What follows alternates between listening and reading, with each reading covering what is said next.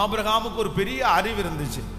தன்னுடைய பிள்ளை வாஞ்சையா கேக்குது, அப்பா தகன பலிக்கான ஆட்டுக்குட்டியை நம்ம எங்க தேடுவோம், எங்க வாங்குவோம், எங்க பர்ச்சேஸ் பண்ணுவோம், யார் கொடுப்பா, எங்க இருந்து எடுக்கிறது? அவருடைய தகப்பனார் ஒண்ணு சொல்லுகிறார், கர்த்தர். உங்க பிள்ளைகளை பார்த்து நீங்க சொல்லுங்க, கர்த்தர் பார்த்துக்குவார். உங்க கணவனாரை பார்த்து நீங்க சொல்லுங்க, கர்த்தர் பார்த்துக்குவார். மனைவியை பார்த்து சொல்லுங்க, கர்த்தர் பார்த்துக்குவார். இனி எந்த பிரச்சனை வந்தாலும், எந்த தேவை வந்தாலும் நீங்க கலங்க கூடாது. உங்களுடைய என்னுடைய வீட்டில் கேட்க வேண்டிய ஒரே ஒரு சத்தம், கர்த்தர் கர்த்தர். நான் சொல்றேன், அந்த வியாதியை ஆண்டவர் பார்த்து கொள்ளுவார். உங்களுடைய நிலைமையை கர்த்தர் பார்த்து கொள்ளுவார். இது உங்களுக்கான வார்த்தை தான், கர்த்தர் பார்த்து கொள்ளுவார். ஆமென். இந்த சம்பவத்தை நான் தியானிக்கும் போது எனக்கு ரொம்ப ஆச்சரியமா இருந்துச்சு. அப்படின்னா ஆண்டவர் பார்த்து கொள்ளுவார் என்று இந்த ஆபிரகாம் விசுவாசிக்கிறார். கர்த்தர் பார்த்துக்குவார், கர்த்தர் பார்த்துக்குவார்.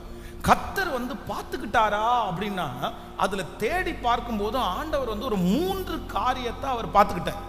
எனக்கு ரொம்ப ஆச்சரியமா இருந்துச்சு. நம்பர் 1, முதலாவதாக ஒரு வசனத்தை நம்ம வாசிக்க போறோம், எடுத்துக்கொள்ளலாம். 22ஆம் அதிகாரத்தினுடைய 13வது வசனத்தை வாசிக்கலாமா? 22ஆம் அதிகாரம் 13வது வசனம். ஆபிரகாம் தன் கண்களை ஏறெடுத்து பார்க்கும்போது இதோ பின்னாக புதரிலே தன் கொப்புகள் சிக்கி கொண்டிருந்த ஒரு ஆட்டுக்கடாவை கண்டான்.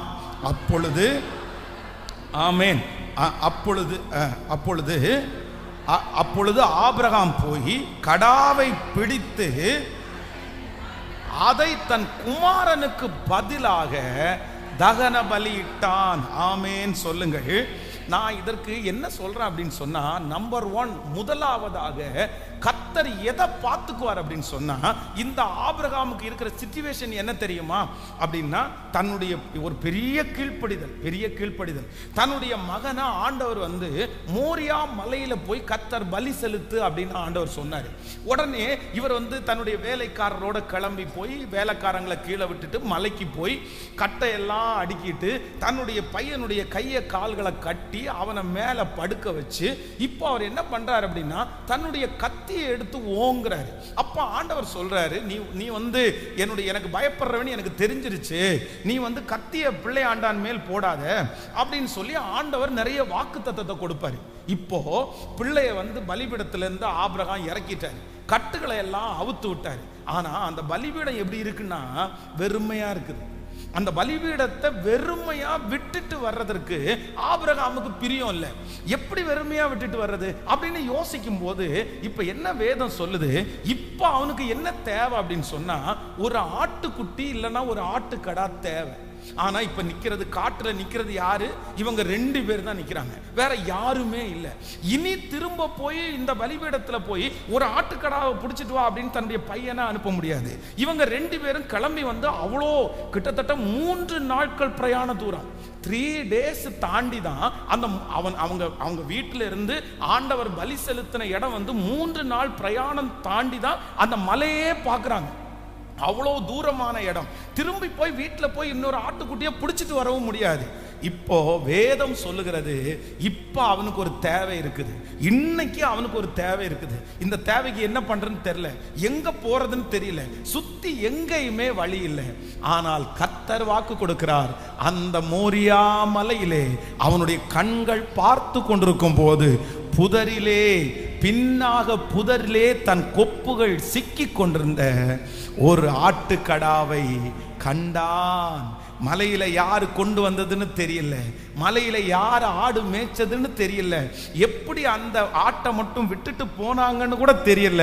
ஆனா வேதம் சொல்லுகிறது, காற்றையும் காண மாட்டாய், மழையையும் பார்க்க மாட்டாய், ஆனாலும் உன் பள்ளத்தாக்கு தண்ணீரால் நிரப்பப்படும் என்று சொன்ன அந்த தேவனாகிய கர்த்தர் இம்மீடியட்டா அந்த நேரத்தில் என்ன தேவையோ அந்த தேவைக்கான ஒரு ஆட்டுக்கடாவை கர்த்தர் அங்கே ஆயத்தம் பண்ணி வைத்திருப்பார். ஆனால் இந்த சத்தத்தை கேட்கிற அன்பு ஆண்டவருடைய பிள்ளையே, உங்க தேவையை சந்திக்கிறதற்கு ஆண்டவர் ஒரு ஆட்டுக்கடாவை ஆயத்தம் பண்ணி வைத்திருக்கிறார். ஏற்ற நேரத்தில் அது வெளிப்படும். நீங்க கண்ணு திறக்கும் போது அது வெளிப்படும். நீங்க பிளான் பண்ணிட்டு போன அந்த காரியம் உங்களை கைவிடும் போது கர்த்தர் உங்களுக்காக ஆயத்தம் பண்ணி இருக்கிற அந்த காரியத்தை கர்த்தர் காண்பிப்பார். ஆமென். இந்த தேவனுடைய மனுஷன் திட்டம் போட்டு இன்னைக்கு என்னமோ ஈசாக்க பலி கொடுக்க போறோம்னு பிளான் பண்ணிட்டு போனா அவனுடைய திட்டம் அங்க வாய்க்கல. அவன் சொன்னது, அவன் நினைச்சது எதுவுமே நடக்கல. ஆனா வெறுமையா வர்றதுக்கு மனசு இல்லை. ஆனா கர்த்தர் தன்னுடைய திட்டம் பலிக்கலைனாலும் தனக்காக அங்கே ஆயத்தம் பண்ணி வைத்திருக்கிறார். இன்றைக்கு இருக்கிற தேவைக்கு நான் என்ன பண்ணுவேன் பாஸ்டர்? இந்த மாதத்தினுடைய தேவைக்கு நான் என்ன பண்ணுவேன்? இப்போ நான் கடந்து போகிற இந்த சிச்சுவேஷனுக்கு நான் என்ன பண்ணுவேன்? இப்போ எனக்கு முன்னாடி இருக்கிற ஒரு பெரிய பிரச்சனைக்கு நான் என்ன பண்ணுவேன்? இப்போ வந்திருக்குது, நான் இந்த சூழ்நிலையில் நான் இருக்கிறேன். இந்த மந்த்துக்குள்ள அதை செய்யணும், இந்த இயருக்குள்ள நான் அதை செய்யணும். இப்போ எனக்கு தேவை, இப்போ எனக்கு தேவை. அந்த அப்படிப்பட்ட இருதயம் உள்ள ஒவ்வொருத்தருக்கும் ஆண்டவர் வாக்கு கொடுக்கிறார். இம்மீடியட்டா எனக்கு இப்ப என்ன தேவை இருந்தாலும் அந்த தேவையை ஆச்சரியமாய் சந்திப்பார். இதை நீங்க நம்புங்க, இதை நீங்க விசுவாசிங்க, இதை நீங்க ஏற்றுக்கொள்ளுங்க. இப்போ உங்களுக்கு முன்னாடி இருக்கிற அந்த பிரச்சனையை கர்த்தர் பார்த்து கொள்ளுவார். இப்போ உங்களுக்கு முன்னாடி இருக்கிற அந்த தேவையை கர்த்தர் பார்த்து கொள்ளுவார். இந்த 100 days ஜெபம் முடிகிறதுக்குள்ள நீங்க சாட்சி சொல்லுவீங்க, இப்போ அட் பிரசன்ட் இந்த சூழ்நிலையில நான் கடக்க கூடாத இந்த இடத்துல இப்போ எனக்கு ஒரு உதவி தேவை இருக்கிறது. அந்த உதவியை என் தேவன் சந்திப்பதற்கு வல்லவராய் இருக்கிறார். ஹல்லேலூயா. அப்போ நம்பர் 1 முதலாவதாக கர்த்தர் பார்த்து கொள்ளுவார் அப்படின்னு சொன்ன உடனே ஆண்டவர் என்ன வாக்கு கொடுக்கிறார் அப்படின்னு சொன்னா, இம்மீடியட்டா இப்போ உனக்கு ஒரு ஆட்டுக்கடா தேவை, இல்லை உனக்கு ஒரு ஆட்டுக்குடி தேவை, நான் உனக்கு ப்ரொவைட் பண்றேன்னு சொல்லிட்டு அவனுடைய கண்களுக்கு முன்பாகவே ஆண்டவர் அந்த தேவையை கிருபையாய் கர்த்தர் சந்தித்தார். இஸ்ரவேல் ஜனங்கள் வனாந்தரத்திலே காடைகளை கேட்டார்கள். அப்போ அவங்களுக்கு அந்த காடைகளை அத்தனை பேருக்கு சாப்பிட கொடுக்க முடியாது. ஆனா வேதம் சொல்லுகிறது அவர்களுக்கு ஆண்டவர் காடையை கொடுத்தார். இந்த பக்கம் 1 மைல் தூரம் நடந்தா ஃபுல்லா காடை, இந்த பக்கம் 1 மைல் தூரம் நடந்தா இங்கேயும் காடை. அப்படியே பறக்கிறது வந்து பாத்தீங்க அப்படின்னு சொன்னா அப்படியே 1 முழத்துல அப்படியே மேல பறக்குது. கர்த்தர் காடைகளை வரவழைத்தவர், மன்னாவால் உணவளித்தவர். அன்னைக்கு என்ன தேவையோ கர்த்தர் அதை கிருபையாய் தந்தார். நான் நம்புகிறேன் உங்கள் தேவைகள் சந்திக்கப்படும், உங்கள் திருமண தேவைகள் சந்திக்கப்படும், அந்த வீட்டு தேவைகள் சந்திக்கப்படும், உங்களுடைய இருக்கிற பண நெருக்கங்கள் மாறும். கர்த்தர் வாக்கு கொடுக்கிறார், நான் கர்த்தர் செய்ய போறேன், கர்த்தர் செய்ய போறார். நான் நம்புறேன் ஆண்டவரேன்னு சொல்லுங்க, நான் விசுவாசிக்கிறேன் ஆண்டவரேன்னு சொல்லுங்க. இந்த வார்த்தை எனக்குரிய வார்த்தை தான் சொல்லுங்க, சொல்லுங்க சொல்லுங்க. யாரெல்லாம் மனசார சொல்றீங்களோ அவங்களுக்கு நடக்கும் என்று நான் நம்புகிறேன். அதை கர்த்தர் நடத்தி வைக்கிறதுக்கு வல்லவர். சொல்லுங்க சொல்லுங்க. ஆமென். காடைகளை வரவழைத்தார், மன்னாவால் உணவளித்தவரே.